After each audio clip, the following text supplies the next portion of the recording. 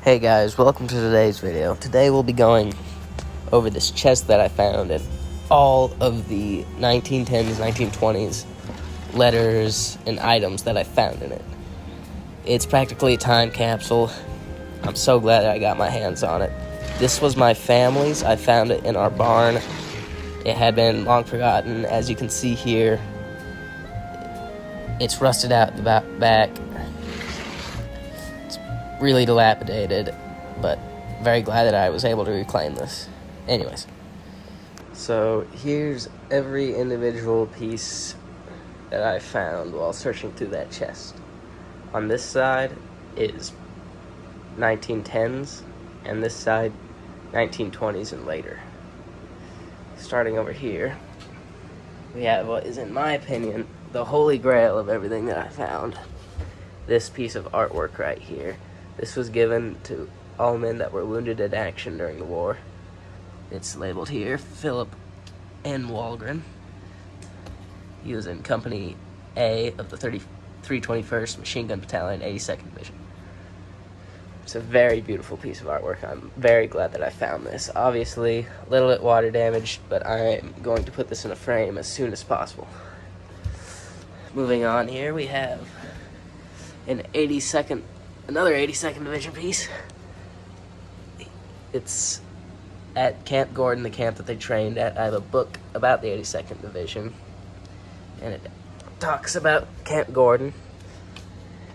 Review. Yeah, amazing picture. This could very well be the last of this picture out there. I haven't seen anything like it. It's a little torn up here, but this is also going into a frame as soon as I can. Moving on here, I found this little sack that I believe he would have carried all his personal amenities during the war. This deserves its own video by itself. It includes a bunch of letters, booklets, a Bible, a songbook, and a captured German matchbox clip. So I think I'll upload a video just about that and the individual wartime letters written inside of it. And this is, I forget the name of it, but it's the thing that parents and families of soldiers fighting the war received. See, patented 1917. This is just blank paper. I assume it's from the era. It could not be. This is a Vasa order book. The Vasa order was for Swedish immigrants to America. They just helped them out, provided health care and benefits. This is, let's see, dated 1914 or 1911, I can't tell because of the Swedish writing, but this is the Gospel of John, I believe. Yes, the Gospel of John, entirely in Swedish. This version was printed in 1906, and it was printed through 1915. I believe that this was my great-grandfather's before he immigrated to America. Obviously, it's been chewed through by some sort of animal, but it's still very neat. This, to be honest, I have no clue. It looks a lot like just a World War I garrison cap, but it is tiny. Like, my hand's bigger than it. So, I don't really know anything about that. To me, it looks like a child's souvenir, but if you know anything about it, please tell me. This is just, I think, some veterans organization pin. Philip Walgren, Pomeroy. Pomeroy's the town where he lived. These are a bunch of notes, some written in Swedish, some all letters to and from, some written by Philip, some written by friends and family. Another one here, dated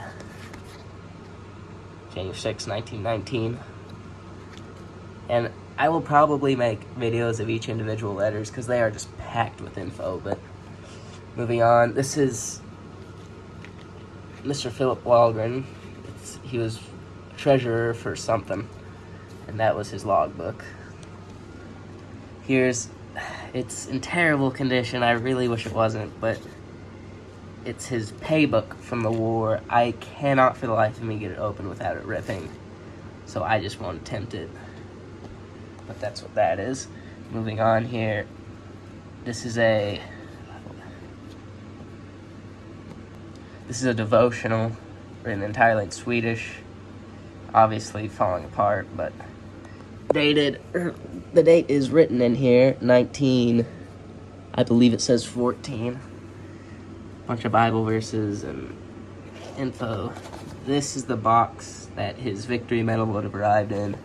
Inside is papers detailing that he served in St. Mihiel, the Meuse-Argonne offensive, and the defensive sector. So, the medal is not in here right now. I have it, just not with me. More letters. These are all written in Swedish. Again, deserves its own video. This one, I actually want to flash an image on screen just as an example. This was written by one of Philip's friends, dated 1919. His friend had arrived back to America, but Philip had not. So that's what this letter's about. So I'll flash it up on screen. Alright, moving on. This is a Swedish almanac. I assume he purchased it in New York when he got back from the war. Just a bunch of Swedish, all about America. Alright, so that's all the 1910s / World War I era things that I found in this chest. Very interesting. Again, I really want to go over those letters in a separate video because they're packed. Now, moving on to the 1920s. Obviously, just a ton of information-packed letters. Newspapers, booklets. All of these are letters and postcards. Some Swedish, some not. Some of them even have Swedish stamps. Let's see, where is it? This one arrived from Sweden. Family pictures, boxes, a neat cigar box, sorry. Papers, booklets. This is a tobacco case.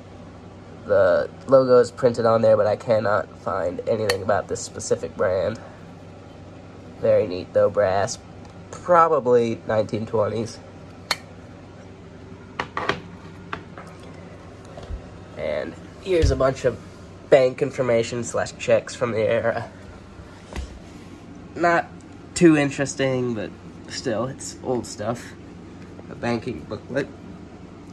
A Christmas postcard. Addressed to Philip. No date. Can't figure that out. Here's just a notebook full of numbers. He was a farmer, and I wouldn't be surprised if this is full of math that he did while building, say, a barn or a grain bin, other things like that. Here's a newspaper. I can't find anything special about it. It's from the 50s. Yeah, 1952. But still, very interesting stuff. Here's the entire collection. Again. Alright, that's going to be it for today. Thanks for watching. Like and subscribe. If you want to see more like this, drop a comment. If you have any questions or any info on any of the stuff you see here. Can't wait to see you in the next video.